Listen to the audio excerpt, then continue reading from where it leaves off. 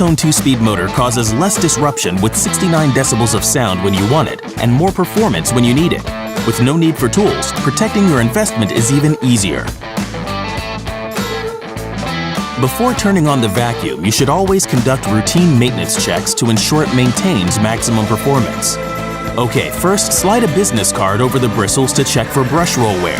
If the bristles don't touch it, it's time for a replacement. Slide the bottom tab down, then push the two orange tabs toward the center to take off the bottom plate. Pivot the brush roll out of the nozzle and belt.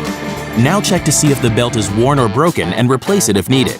Then place the new belt over the motor shaft and thread the brush roll through the belt, aligning it here. Realign the brush roll and slide it back into the nozzle.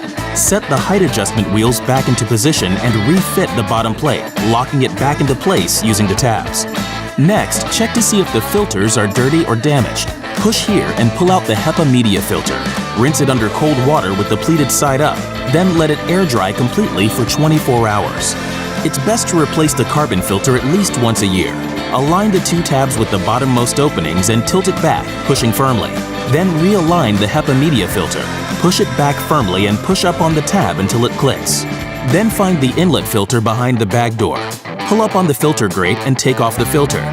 Rinse them under cold water and then set them both aside to dry completely for at least 24 hours. Refit the inlet filter and press the grate firmly into the housing.